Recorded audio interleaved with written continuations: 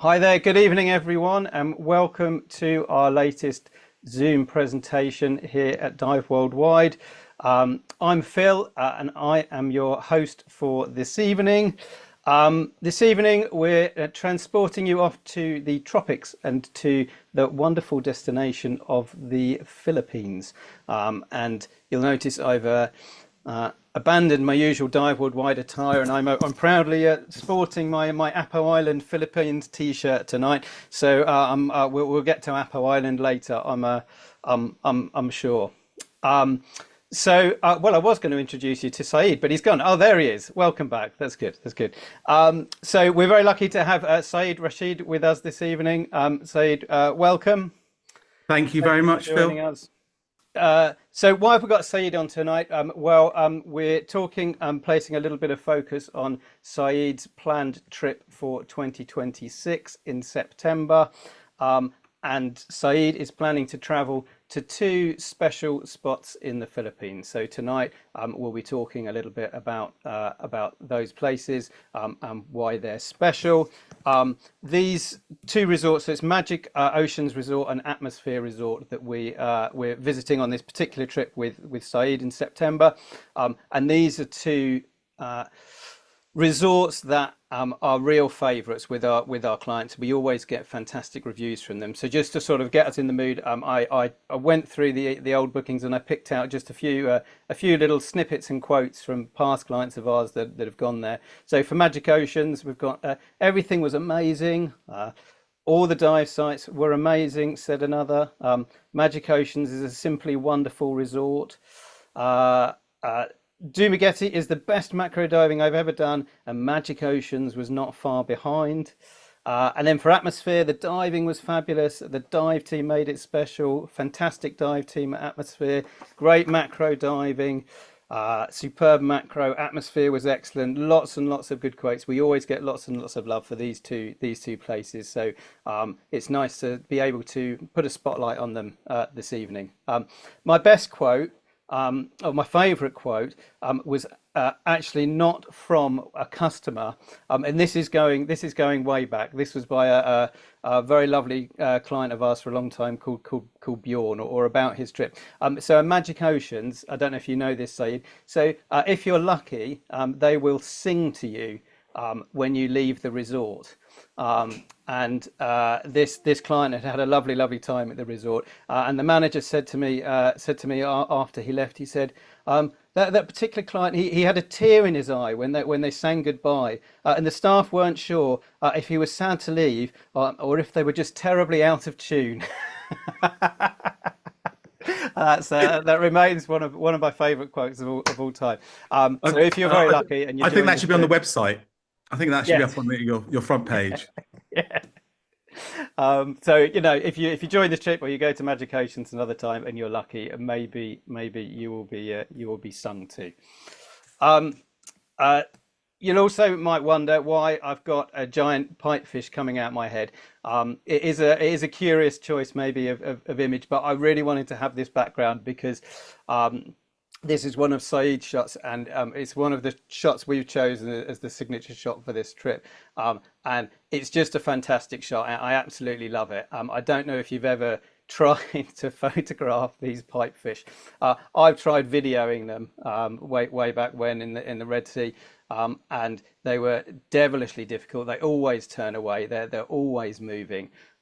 So this isn't the only one of these shots that Saeed's taken that I've seen. There's another one as well that's equally good. So uh, Saeed, for those that know him, is affable and always very humble, but a very talented photographer as well. And I think, as well as talking about the destinations tonight, I'm sure you'll get to enjoy a lot of Saeed's superb photography as well. Thank you, Hopefully, Phil. that's not putting you on the spot too Thank, much, thank but you, I Phil. I'd just say that picture I think took me about 25 minutes to take. I bet it did. I Yeah, bet they're yeah, just they're a nightmare to photograph, aren't yeah, they? they are. Yeah. While I'm not doing the presentation at the moment, I can see some of the comments that are coming in, and I know I'm going to have some of my regular guests with a lot We're of gonna get we're heckling. getting heckled already. So Phil, No, Chris. um, feel free to respond to any of the heckling. Yes, yes, for sure. I Yeah, I and do I enjoy a just bit of heckling. yeah, and I should say to anyone, there's a chat, there's a Q&A as well. So put on comments as you wish, and we might get to them in the talk, or if not, we'll answer as many questions as we can at the end. Actually, that's a really good. That's a really good thing. If there's any if I'm showing something and somebody wants to know, sadly you can't speak up, but you can type something in, Yeah. and then Phil can relay it to me. Yeah, yeah. Saeed and I talked earlier today about it might be nice to do these in a way that's more interactive. So maybe we'll see if we can maybe do that next time. We'll see. But for now, yeah, pop your comments on the chat, and I will I'll interrupt you, Saeed, if I see any. Well, it sounds like you can see the chat as well. So Well, I can't, when I do my presentation, I can't. I can't. Fine. Okay, No. I'll interrupt you. Right then. I'll shut up and I'll hand over to you, Saeed. Thanks, Phil. Hello, everyone. It's weird just looking at myself and waving at myself. I've got a weird line coming through, and I don't know where that's coming from because it's not from the light where I am. Yeah, that's weird. Um, this shot behind me, we'll get to this shot later, but this is where we're going. This is one of the places that we're going. So this is Apo Island, where Phil's t-shirt comes from. So these jacks are still there apparently. So let's just get on with it. Okay, let me come to my presentation and then I can share, can't I? So share, and I will start my presentation. Okay, so here we are. My trips for a little while, we've been calling them Muck and Magic, basically because a lot of it is muck diving, and we always go to some magic places. So it is Muck and Magic goes to the Philippines. I haven't been to the Philippines for a few years, but I've been to both resorts that we're going to. But let's just talk about why the Philippines to start with. I've got a few facts for you. I don't know even if you knew this, Phil. I found this fact out yesterday. So it's an archipelago of 7,641 islands. That means that if you could dive a new island every single day for 20 years, you would still not see them all. That's a lot of Yeah, it's a islands. lot of islands, isn't it? That Yeah, is a lot of islands. yeah. I think we say 7,107, so they've added a few. Yeah, I did see some stuff there saying that actually they have added some in recent years because they've counted some more up as islands. I bet they're just pinnacles, aren't they, that come out of the water? I don't know.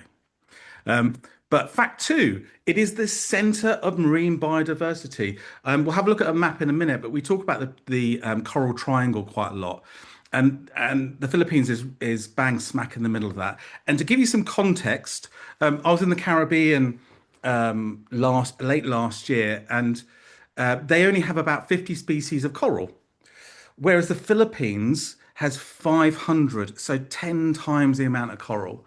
So that's how rich in biodiversity it is. Fact three, and this might suit some people, English is the official language. So if you've ever struggled with trying to make yourself understood with any locals or any guides or anything else, no need to worry. English is your official language. I know English is spoken most places around the world, but here it really is the official language. And my last little fact here, do we know about the jeepney? It's the king of the road. You'll instantly recognize them. You don't see as many as you used to. Originally, these jeeps were, well, I can show you. Here we go. These Yeah, I love jeeps a were left jeepney. over, Brilliant. yeah, yeah, left over from the Second World War, and they kind of extended them and make them into buses. I don't think there's any that are probably left from the Second World War, but they kind of custom make them now, don't they? I think. But you will see them around. They're super colourful and they're super amazing. But they are there. So the jeepneys. I remember the first time I went to the Philippines, I was really looking forward to seeing these things, and they're all absolutely unique, painted in only the way that the Philippines can. Yeah, there's so much love goes into them, isn't there? And so much pride. They're brilliant. Yeah, yeah, I absolutely love them, and you will see them going around. But okay, so there's my four facts. Let's have a look. So where is the Philippines? Let's have a quick look at that. Do you recognize that? That's London and the eye. So let's come and zoom over. So Greater Asia. So lots of us have been diving in this kind of area from Australia in the bottom up to China in the top, and in the middle we've got where we want to go diving, and this is damn, this is exactly in the Coral Triangle. And the Philippines is in the top part of that. So all of these islands, these 7,600 islands, you can see all these little islands there. We're going to just two of these islands. Actually, we'll probably visit three. But this is the area that we're going. So Magic Oceans is on an island called Bohol. And then we're going to Atmosphere down in the bottom left. And I've forgotten the island that Atmosphere is on. I'll come to me in a second. Negros Oriental. Yeah, there we go. Thank you very much. And there we are. We're going to Magic Oceans. Um, uh, Phil did notice that the water looks a bit rough there that day. I'm sure we'll wait 2 minutes and it'll be flat as anything. But I think that's just the way the light is reflecting. But this is where we're going. This is where we're going to start our magical trip. So this is Magic Oceans. Like both the resorts, they're kind of nestled within the beautiful surroundings, the beautiful green, lush sort of forest surroundings. And you can see that Magic Oceans itself has a jetty. I think this is the second jetty that they built. It means getting out to the boat is super, super easy. The resort itself is nestled around, it's really small. I can't remember is it 14 rooms, Phil? Something like that. It's around that. I think it might be 16, but it's pretty small. Yeah. Yeah, nice small resort. You can kind of see that from that last picture. Most of the rooms are kind of nestled around this pool. It was kind of really nice and chilled in there. Hopefully, we're going to have most of the resort anyway to ourselves. Just another shot of the resort. Some of the dining, they do have a dining area undercover, but hopefully, fingers crossed, the weather's going to be beautiful like this, and we'll be able to take in some dinners looking over the sea because that's always really quite special, I think. And then we go from Magic Oceans. So we take our time from there and we come across land and then we get a little boat across to Negros. Is it Negros, you said? Yes, Negros Negros. Oriental. Yeah. Yeah. And then we come down to Dumaguete, where Atmosphere is. We have a look at Atmosphere. Here's Atmosphere. Atmosphere is kind of a slightly more polished resort. It is a bigger resort. The staff are always a little bit smarter, a few more staff. But it doesn't lose anything, it doesn't lose any identity in there. You know, I really like Magic Oceans because it's a real family run, tiny resort. This is bigger. There's no getting away from that. And it is a bit more polished, but there's something really, really special about the place here. I've been here twice and I've always been made to feel really, really welcome here. As you can see, the resort goes straight onto the beach. The rooms are really special as well. I left this in. Now, I took this some time ago. I think about 7 years ago, I took this drone picture. And I think they've extended the boats that they have now. But just to show you, they have lots of different size of boats. So it might be that we split amongst two different smaller boats, or we have one big one to ourselves. The little ones are fantastic for just nipping up and down the coast, you know, a few 100 meters, where the big ones you can go much further with them. And I don't know if you can see on the far left-hand side on the horizon, that's Apo Island. And I'll be talking about Apo Island a little bit later on in this presentation. So, Atmosphere also has a really cool photo camera room. If we just have a look on the right-hand side, see that picture? See that one there? I just want to say that Who's that by? that's my picture. Look at that. Beautiful.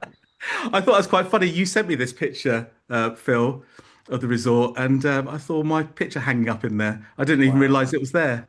Wow. How funny. I find But it, if my picture was up in a photo room, I would tell the world. Copyright, uh, says Chris. I had no idea they put it up there. I don't know how old this picture is, but I'm looking forward to seeing it. But there's the picture. I took this on their house reef. But let's talk about the stuff. So we've seen the resorts we're going to. We've seen a little bit of the Philippines itself. But let's talk about the color of the Philippines. Yeah, we've seen that these GPs, they're really, really colourful. Well, I think that colour also kind of extends to underwater. Lots of places we go, there is lots of colour, but I think the Philippines does it even extra. You know, there's a wall of these crinoids, and probably the most crinoids I've ever seen on a wall in my life. This is on the wall at Magic Oceans. It was an incredible sight in here to see all these. But the colours here are just so vivid and so amazing. And they're just slight variants on other places you see around the world. And I remember my first time I went and I took a guest and they had been very fortunate to be married to an ex-BBC filmmaker, and they had never been to the Philippines, and she was blown away by the colours and the variety, slightly different varieties than anywhere else in the world. She just says you just don't get those colours there. And even, like these anemones, the pink spots on the bottom of the skirt of the anemone, you don't really see that in many other places. They're just incredible. And even this with this kind of green anemone, this is one of my favorite shots. Those that have been on workshops with me, this picture comes out all the time when I'm talking about stuff. And it's really is one of my favorite shots of this type, especially with that orange and anemone fish that really stands out against the green. So, oh, excuse me, I'm not obviously drinking enough wine. Small sips, Uh, remember, Saeed. Yes, small sips. I'm remembering that.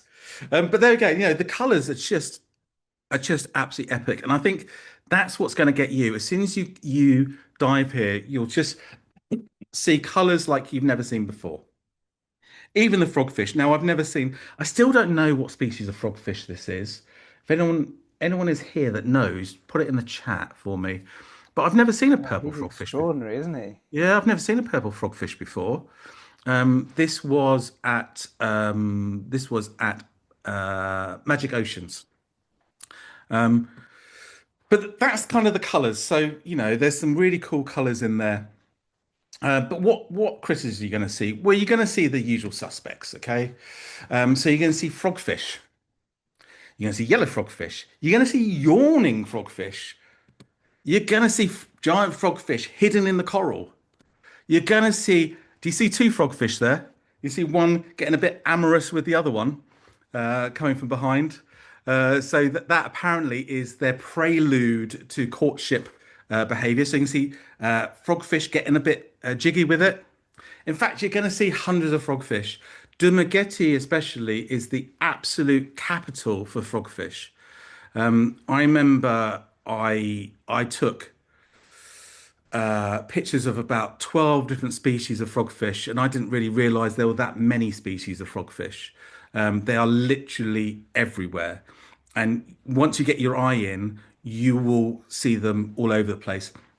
In fact, I think one of the European dive guides, actually an American dive guide there, I forget his name, wrote a paddy frogfish speciality course. So you can do that at Atmosphere if you want to.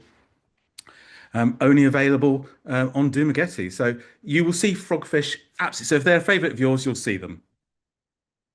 Sea snakes, real favorite of mine, I've got to say. But the guys out there absolutely hate them. And I remember taking this picture, the guide pointed it out to me, and then I kind of looked up to try and find where the guide, he wasn't there. He was tucked behind my tank, but because he was so scared of these sea snakes. And I think they just got an inherent fear of them. But if anyone knows, sea snakes are completely and utterly placid, and they'll swim in and out of you, and they won't worry you at all. You will see quite a few of them there, especially around Apo Island. They'll be there in quite some number, and I'm always looking forward to seeing these guys. I think they're absolutely fantastic.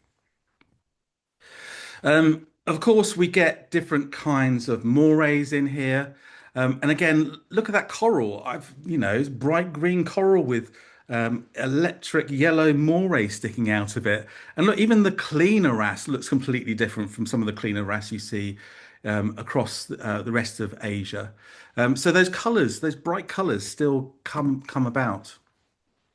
Also, these little xenocrabs in the urchins and things are there. Absolutely beautiful. All the usual suspects you'll see. But some of those usual suspects, look at this guy, this candy crab. They also like to show off quite a lot. So I saw quite a lot of candy crabs with tons of soft coral on them. But this one absolutely took the prize for the most fancy top hat in the world. Is And I remember everything seeing, above the crab connected to his head? yeah, that's soft Wow, coral. So that's the crab incredible, is isn't it? the crab is I can't point to it. So the crab is you can kind of see its pincers in its eyes, and then above that is actually soft coral that it plants on its head. That's So extraordinary. to kind of disguise itself, and I've never seen anything like this. I saw a few more with quite a lot of soft coral on, but this one absolutely, and he was just sitting there, bold as brass. And if anyone's ever seen these, they're often really tucked away inside the soft coral. But he was just sitting on the top, showing his top hat off. It was hilarious. Um, Also, we've got lots of lovely of these guys. No, I'm not talking about the seahorse because they're everywhere. Does anyone know what I'm about to show you? Hidden behind the seahorse is this certain type of algae. I think a few people might realize what I'm going to talk about. It's this that I want to see. This is incredible.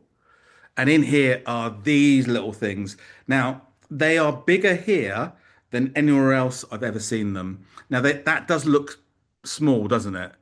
But trust me, that is much bigger than they are in other places. That little thing there. Do you know what that is, Phil? It's a show on the sheep, nudibranch. Yeah, it's Yeah, this there we guy. go. So you get your eye into them, and they do get bigger than that, but they're much bigger, and they're much easier to spot here. In fact, I was going around and finding my own all over the place. So we get these ones. We also got these ones that we nicknamed the Swedish Shaun the Sheep nudie for obvious reasons, and these were getting quite big. So these were getting up to about maybe 8, 9 millimeters or so in size. And that for one of these guys is really big. And they generally live about 10 to 15 meters. So that really nice depth where you can actually spend lots of time making sure you can see these guys. So yeah, that's the Swedish Shaun the Sheep nudie. And of course, there's my favorite. That's the guy that's up on the wall of the camera room. Um, Normally I go past these guys, but there was something about this one that really stood out, especially when they rear up to you. You know, when they're just crawling along the seabed, they don't look great, but there's lots of them there that were kind of rearing up. These got now I forget my nudibranch names because they're always some Latin that I don't know. Are you good with them, Phil? I knew you were going to test me. It's an Embrother, and I think it begins with K. Yeah, But I'm just going to say yeah, yes because I yeah, don't remember. yeah. But these were everywhere. You could spend loads of time just practicing and getting the perfect picture with these because they literally were everywhere. And, you know, we do see them. You know, I go to Lembe quite a lot in Sulawesi. We do see them there, but not so often. But here they are everywhere. But again, nudibranchs were just you know, all over the place and really nice nudibranchs as well. It was just there, just in your face, and you hardly needed a guide to show them to you because they just stood out and showed off like lots of other things in the sea.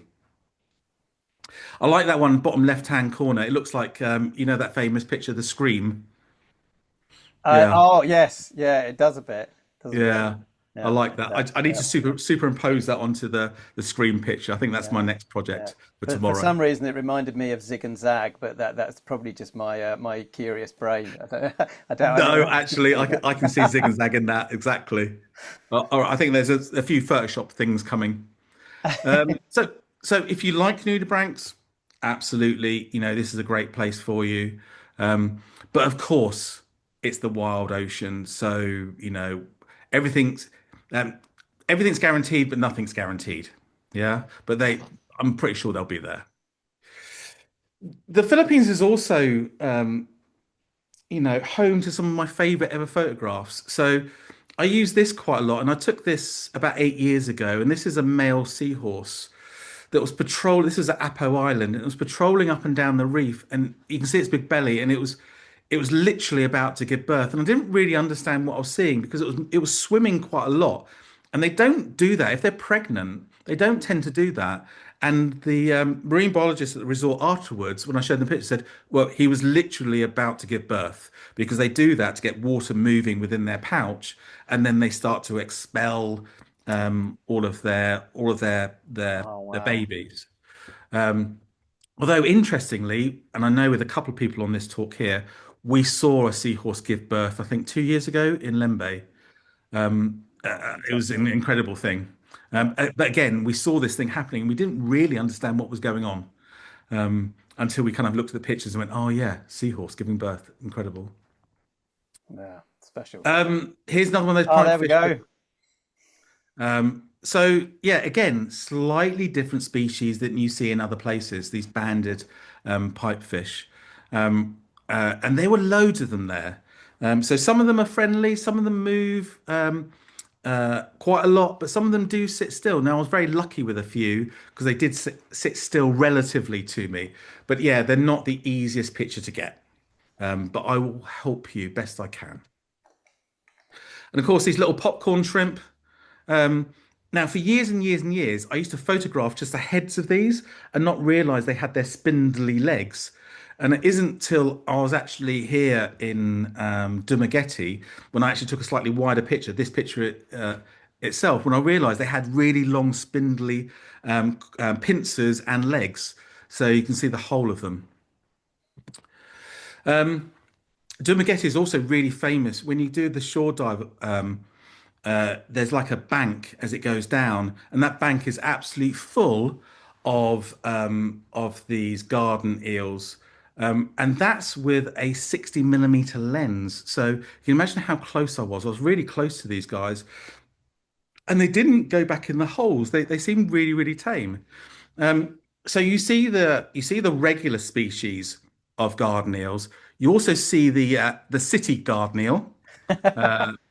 So on the way back from their finance job, and then occasionally you see the Moroccan garden eel in there, and then if you're really really lucky, you see them when they're ready to give you a dinner party, when they've been chefing in the kitchen, ready to give you a dinner party. Look at that. You had some spare time this afternoon, didn't you, Saeed?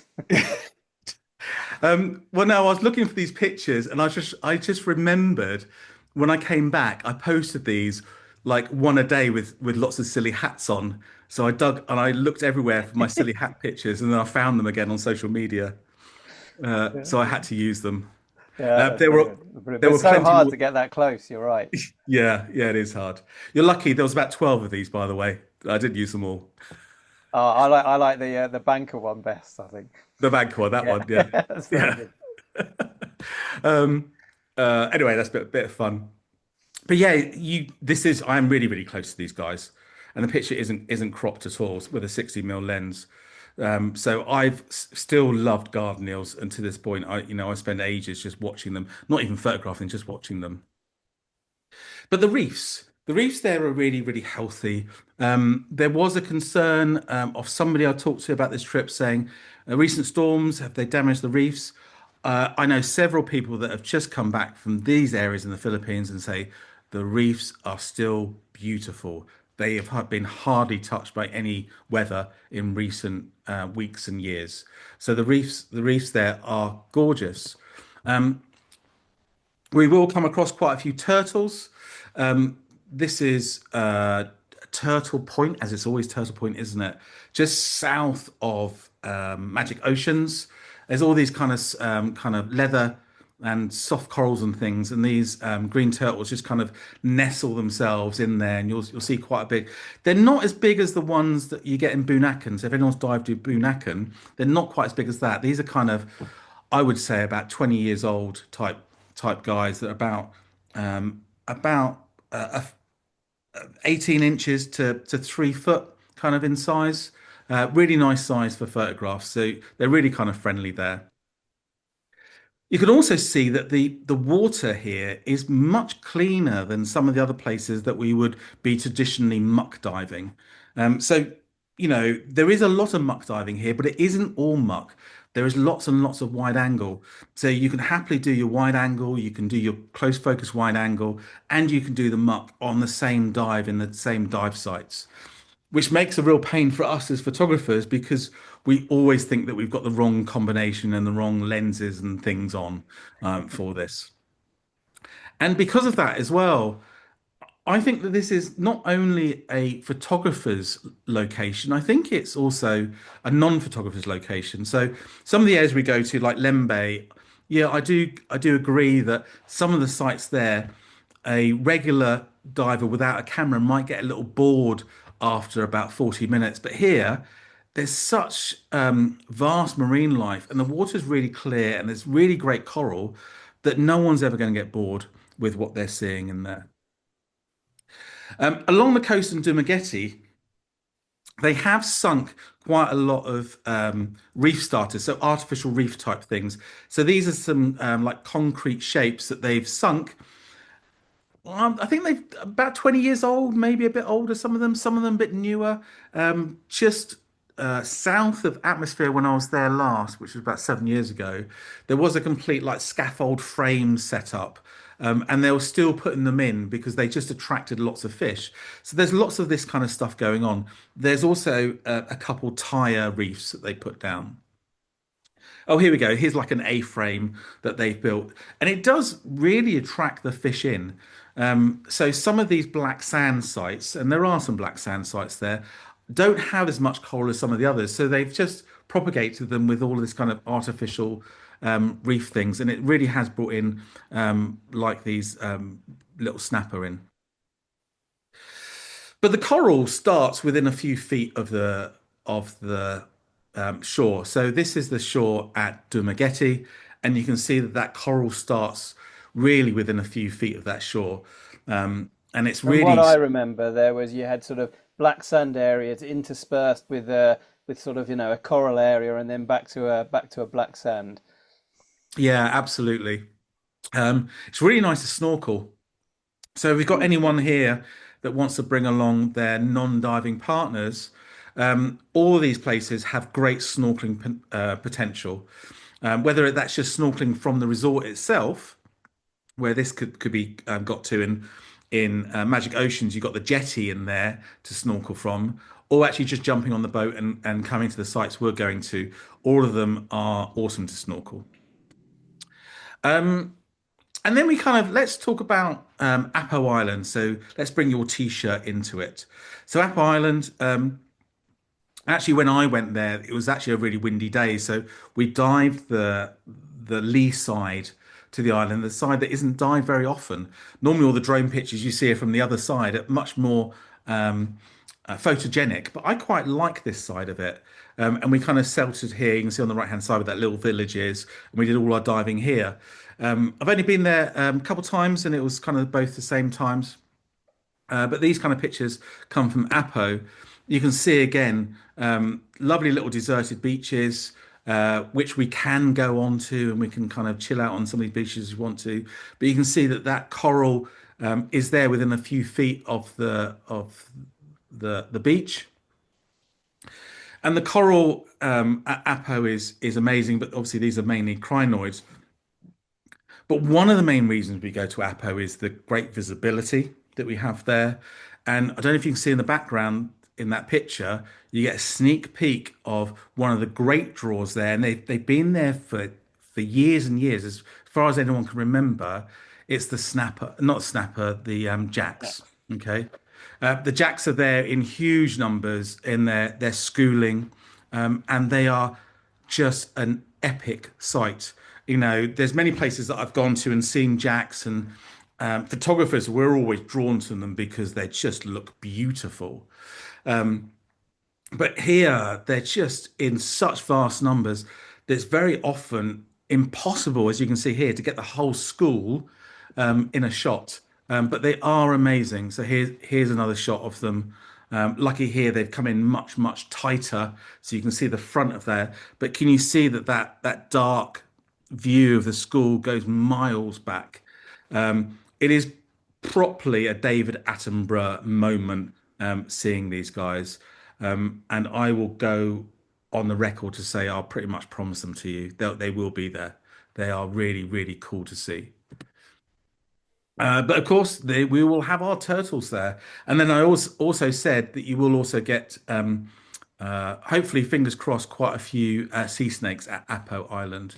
Apo has really, really healthy and beautiful corals that are well worth photographing in their own right there. And as I said, the visibility is generally pretty epic for Asia. Now, I never think Asia has. Most of us have been to the Red Sea and we've seen 30, 35 meter visibility down the south. And then I remember when I first started going to Asia, I was always let down because I never thought it was quite like the Red Sea.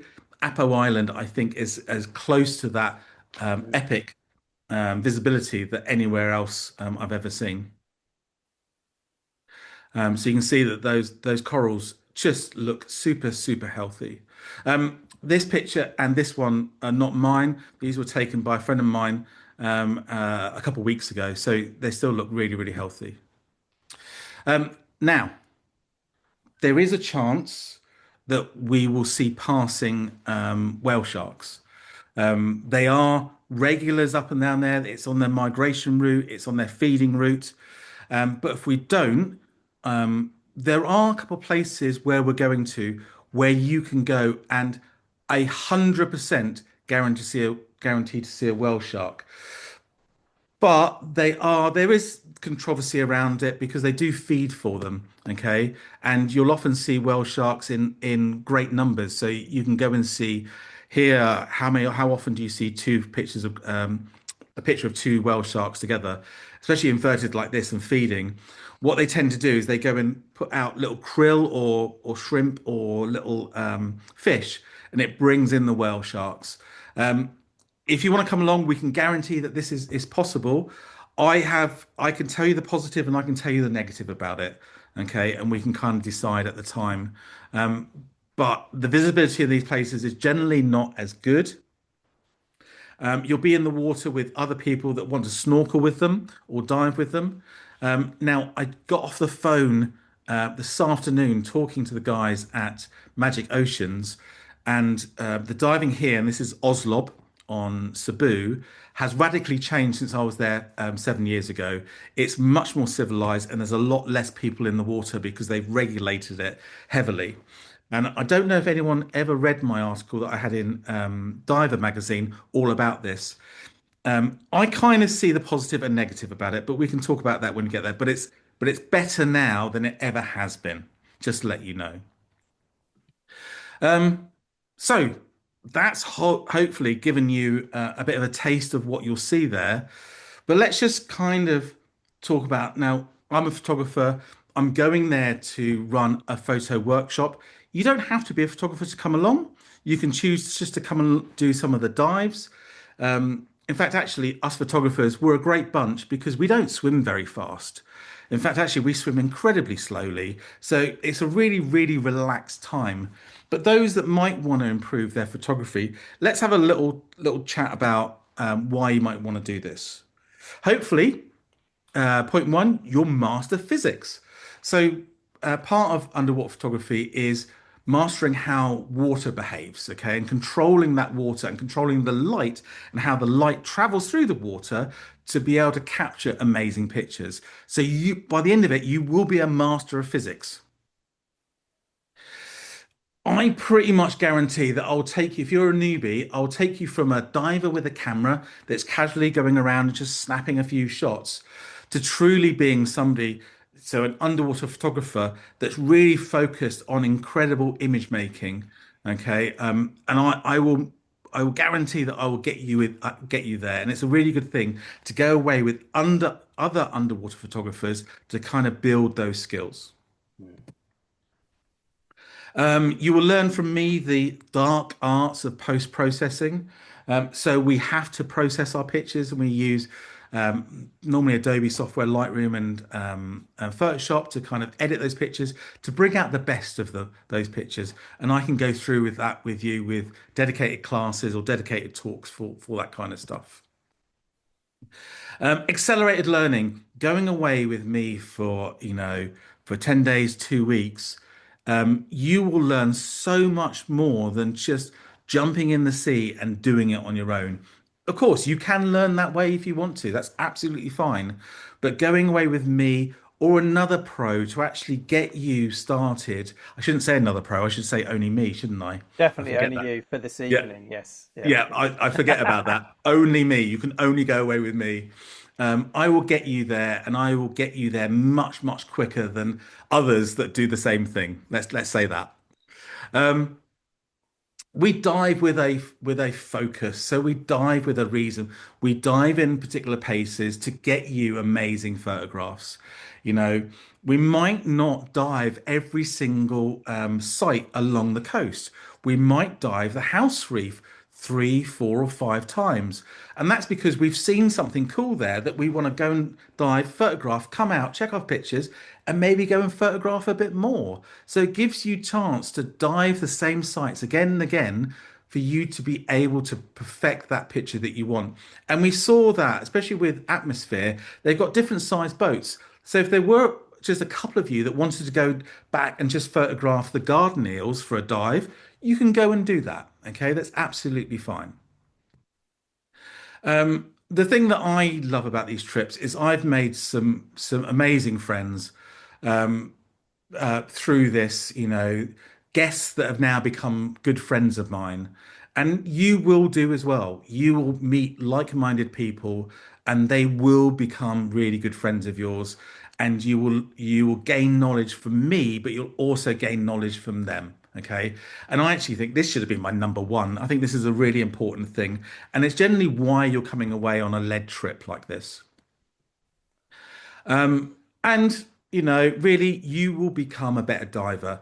I'm not going to teach you, I'm not a dive instructor, so I'm not going to teach you diving skills, but I can advise you on things, okay? I can advise you on how your diving is, especially with a camera.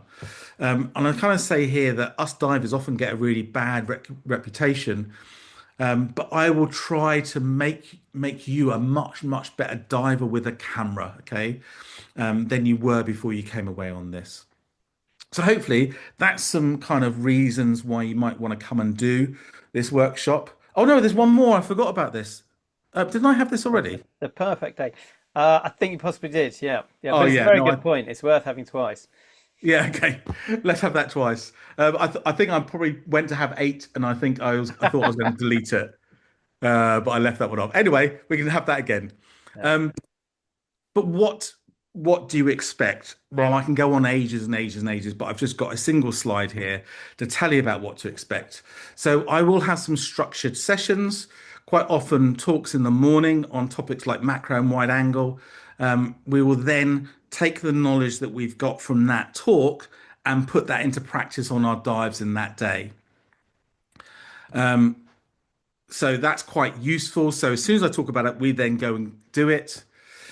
Then quite often these can also swap around. Sometimes they're the morning, sometimes the evening, depending on what everyone wants. Quite often in the evening with some wine or a local beer.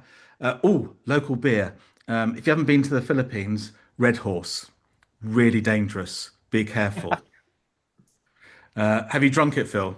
I don't think I've had the pleasure of a red horse. No. Yeah, Not that I remember. yeah, really dangerous. And another one of the their local rum is a beautiful spice rum, and you get like a litre bottle for about £3. It's really dangerous, so be careful. And when we uh, sometimes we'll go to a bar, and when you go to the bar, you can't just order like a rum and coke. You have to buy like a half bottle of rum, and then you just buy your cokes and you just mix it. It's very weird, very Yeah. weird. But yeah, be Chris careful of the asked booze. if the rum is as dangerous as the chicken satay, and I don't know. Yeah. Harks back to a previous trip. Yeah, yeah, might be, might be. So yeah, I was going to say in the evening we have critique sessions. I know if you haven't done this, it can seem quite daunting, but what I generally ask people is if they want to, they don't have to, is we put up a picture from that day or probably the day before, and we talk about the picture and we talk about what could have been much better. You'll hear me constantly going, get lower, shoot with clean water behind it. That's kind of like my catchphrase. But getting lower is the key thing here. But we'll talk about what would make a much nicer picture than what you got. It might be that you've got incredible pictures and you don't need my advice. And then lastly, it is a super relaxed environment. Time to experiment, time to make mistakes. I think that's the key thing. I should have had that in capitals. Making mistakes is probably the most important thing. Okay. By only making mistakes is you learn by them. Okay. And I will constantly make mistakes, especially in the first couple days. And then you kind of learn by those mistakes. And we take it at your own pace. And it's a really, really lovely, supportive setting with us all there. If I'm not there, normally in the camera room or around the bar, everyone else is on their laptop playing around and everyone wants to chat, everyone wants to look at pictures. Even the dive guides come out and kind of talk about things. And they're all, at both resorts, the dive guides are also photographers and they love their craft. And it's just a super, super lovely, supportive setting to kind of learn photography or just to come along and just enjoy some awesome diving. And that's kind of my end. I was quite good with that. I think I was about half an hour, Perfect. maybe Absolutely 35 minutes. perfect. I was worried that I was going to be like either 2 hours or 15 minutes. No, that was I'm great. going to stop sharing my screen Super. Thank you and very much, Saeed. That was absolutely fascinating, and I hope gives people a really good insight to the trip. As I mentioned earlier, so there's a Q&A and there's a chat. While you're thinking of any questions you might like to ask to Saeed or about the trip, then I will just tell you a little bit more, if I can share the right screen, about about this trip. So hopefully you can see my screen now. that is such an awesome picture. Well done. It Well is. done. I've done it again, haven't I? Good. Right. Okay. So the trip that Saeed's leading this year is Muck and Magic Philippines, as we said. So this departs on the 12th of September this year. I nearly said next year. This year now. It's 16 days in total. That's the whole time from the UK with the flights. And it's 4,795 per person. Will be an absolute maximum group size of 16. We want to make these small group tours so that you really get value from them. That price includes the flights from the UK to Cebu, and we make sure we know most people that will join in the trip will be photographers, so we include 30 kilos in those flights for you. You've got 30 nights accommodation, so that's a night on arrival when you get to Cebu to recover from the journey, and then 6 nights in Magic Oceans Resort, followed by 6 nights in Atmosphere Resort. We've got a half board meal plan at both resorts, so that's breakfast and dinner. To cover something, some other people have asked why it's half board. Both resorts, but particularly Atmosphere, put on a good spread. And we hear quite often, particularly with Atmosphere, if people book full board, then they don't actually feel like they get the value from it because they put on a big lunch, and actually when you're a diver and you're doing lots of dives in the day, actually you probably just want a sandwich. So you're welcome to have full board if you want, but that's the idea behind focusing on the breakfast and dinner for your nice big feeds of the day. Can I just add to that, Yeah, Phil? of course. The breakfast at Atmosphere are epic. I mean, I've never seen anything like it, and they do go on quite late. So Yeah, I have yeah, I have come back from a dive, had a first breakfast, and come back from a dive and had a cheeky second breakfast.